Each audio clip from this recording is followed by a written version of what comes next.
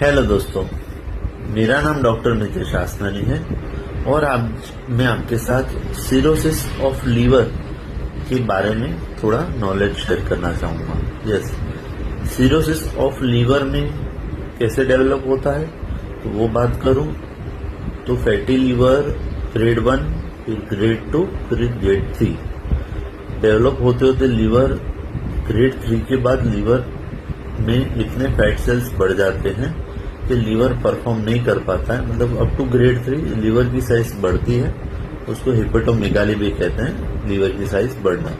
मगर फिर बड़ा होते होते लीवर काम करते हुए थक जाता है तो वो छोटा हो जाता है, उसकी साइज छोटी हो जाती है।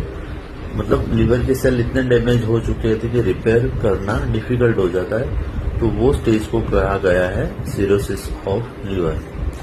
मोस्टली इनिशियली वो अल्कोहलिक पेशेंट्स में ज्यादा होता था, मगर आजकल फैटी लीवर आपके डाइट की वजह से भी एट रिस्क है, बहुत ज्यादा लोगों को हो रहा है।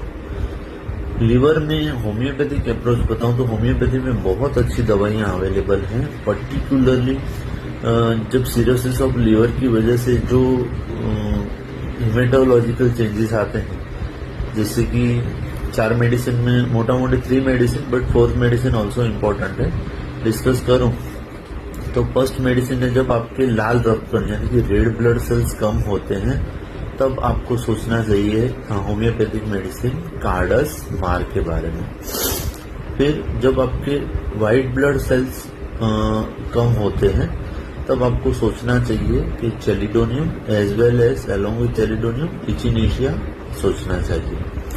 और यस, जब आपका लीवर छोटा हो जाता है और स्प्लीन बड़ा हो जाता है और प्लेटलेट काउंट्स कम हो जाते हैं, तब you should go for Ceanothus American mother tincture. Yes, ये सब दवाइयां मदर टिंचर में यूज होती हैं। क्यों? कि जब ग्रोस पैथोलॉजिकल डिस्टर्बेंस होता है बॉडी में, तब होम्योपैथी में मदर टिंचर्स अच्छे से काम करते हैं। यस, मगर सोलली मतलब यही दवाइयां काम करती है ऐसा नहीं है। इसके साथ कॉन्स्टिट्यूशनल अप्रोच इम्पोर्टेंट है। पेशेंट को क्यों हुआ, ड्यू टू अल्कोहल है, इमोशनल डिस्टर्बेंस है, या डाइट है, या एनवायरमेंटल रीजन है, अकॉर्डिंगली व्यक्ति का बंधारण यानी कि कॉन्स्टिट्यूशन डिसाइड करके जब हम प्रॉपर दवाई देते हैं तो दवाई असर करती है। मगर मोटा मोटी सपोर्ट में ये दवाइयाँ अच्छा काम करती हैं। Thank you.